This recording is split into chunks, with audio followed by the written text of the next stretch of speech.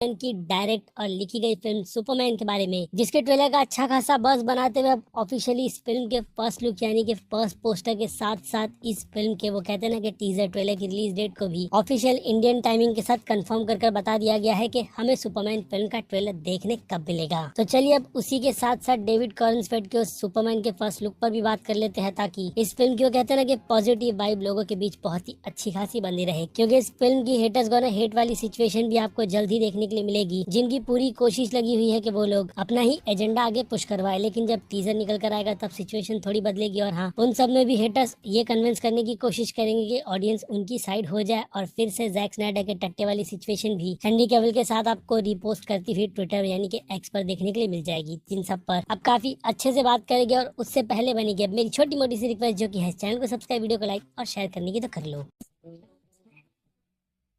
तो फ्रेंड्स, सबसे पहले इस फिल्म के आने वाले ट्रेलर की ऑफिशियल रिलीज डेट जो कि थर्सडे की है, हाँ 19 तारीख की ही, जिस ट्रेलर को हम हमारे इंडियन टाइम के हिसाब से ऑफिशियली 7:30 बजे देखेंगे, जिसे खुद वार्नर ब्रदर्स इंडिया वालों ने भी ट्वीट कर कंफर्म कर दिया है। तो वहीं दूसरी तरफ देखा जाए तो इस फिल्म का ऑफिशियल सुपरमैन का लोगो भी रिवील कर दिया गया है। हाँ, इसके सुपरमैन के एस के सिंबल के साथ, जो की अब ट्विटर पर हैशटैग के साथ आप जब भी नाम यूज करोगे तो डेफिनेटली देखने के लिए मिल जाएगा। बाकी स्क्रीन पर आपको नजर आ रहा होगा कि सुपरमैन का ऑफिशियल लोगो पोस्टर और मार्केटिंग डिपार्टमेंट किस तरीके से यूज करने वाली है। और फिर इसके बाद सीधे इसके फर्स्ट लुक पोस्टर की बात करें तो भाई साहब, इसे देख करके एक जो गिला शिकवा है वो यही है ऑब्वियसली जेम्स गन से ही कि उनकी मार्केटिंग टीम ने इसे ऑफिशियल फर्स्ट लुक बना करके लोगों के सामने रिवील क्यों नहीं किया। जबकि अगर देखा जाए तो इस फिल्म की शुरुआत के जो भी कॉस्ट्यूम डेविड कॉर्नस्फेल्ड के एज अ सुपरमैन निकल कर आए थे वो भी ऑफिशियली भाई वो बहुत ही ज्यादा चीप लग रहे थे, जिसे देख करके कहीं ना कहीं ये एहसास हो गया था कि फिल्म में तो उसे पूरी तरीके से चेंज ही किया जाएगा, यानी कि वो टाइट वाली सिचुएशन में डाला जाएगा ताकि स्क्रीन पर सुपरमैन का सूट देखने में बहुत ज्यादा खूबसूरत लगे। क्योंकि इसके अलावा उन्हें पता था कि सेट पर भी इसी तरीके की फोटो सुपरमैन के सूट के साथ लोगों को नजर आएगी, जिसके बाद ट्रोलिंग ये सारी चीजें भरपूर देखने के लिए मिलेगी, जिनकी अक्सर करके कंप्लेंट डेफिनेटली सेट इमेजेस को देखकर ही निकल कर आती है। यानी उन चूतियों को ये तक नहीं पता कि फिल्म में सेट की इमेजेस से हट करके चीजों को फिल्म में काफी ज्यादा बेटर बनाने की ही कोशिश की जाती है। और उन सब में इस फिल्म का ये फर्स्ट लुक पोस्टर भाई उम्मीद के साथ साथ जिस टैगलाइन लुक अप वाली को लेकर के चल रहा है वो डेफिनेटली पुराने सुपरमैन जो कि काफी साल पहले लोगों के सामने रिवील किया गया था, तो कुछ टैगलाइन इसी तरीके की थी कि ऊपर देखो वो कोई इंसान नहीं वो सुपरमैन है, इस तरीके की थी। तो यहाँ पर भी लुक अप के बाद सीधे नीचे जो सुपरमैन निकल कर आया है वो उसी को हाँ आप कह सकते हो कि उम्मीद के साथ दिखाता है, क्योंकि इस पूरी फिल्म का फोकस ही इसी पर है, जिसमें जेम्स गन की भी पूरी कोशिश यही रहेगी कि वो सुपरमैन को जैसा कॉमिक बुक में है बिल्कुल होप के सिंबल के साथ लोगों के सामने भी वैसे ही प्रेजेंट करे। और उन सब में फिर से कहूंगा कि फर्स्ट लुक पोस्टर अपना काम बहुत ही अच्छी तरीके से कर जा रहा है, जिसके लिए अगर कंपैरिजन लगाया जाए यानी पुराने सुपरमैन से लेकर के कॉमिक बुक के कवर की भी, तो रिजल्ट आपको देखने मिलता है कि कितना एक्यूरेट है। जिसमें चड्डी वाली सिचुएशन फिलहाल तो इस पोस्टर में भी छुपा करके रखी गई है, पता नहीं क्यों, लेकिन खैर जब टीजर निकल कर आएगा तो ये बात पता चल जाएगी कि proper suit live action film के वर्जन में किस तरीके का दिखेगा, वो भी मोशन करता हुआ। हालांकि इसके इसी मोशन पोस्टर को बहुत ही शानदार से जॉन मर्फी के कंपोज के साथ भी रिलीज किया गया है, जो कि फिर से कहूंगा कि बाकी दूसरे सुपरमैन की बीजीएम के लेवल में खास करके क्रिस्टोफर रीव के साथ हमें काफी ज्यादा अटैच करवाता है, क्योंकि इसमें वो दर्द और वो फीलिंग फिर से कहूंगा कि उम्मीद की नजर आती है। लेकिन इस सिचुएशन को स्कोर के हिसाब से फिल्म में कितनी अच्छी तरीके से यूज किया जाएगा उसके लिए तो अच्छा खासा वेट ही करना होगा, तभी जाकर के हमें पता चलेगा कि ये चीज बीजीएम के माध्यम से भी फिल्म में कैसा काम कर रही है। क्योंकि मुझे लगता है कि इस स्कोर को जब वो कहते हैं कि स्पाइडरमैन 2 वो ट्रेन वाली सिचुएशन जब लोग असली स्पाइडरमैन के पीछे के चेहरे को देख लेते हैं पीटर पार्कर के, तो हाँ यहाँ पर भी शायद से वो सिचुएशन इसी स्कोर में फिट बैठ रही है। क्योंकि बिहाइंड द सीन वाली सिचुएशन में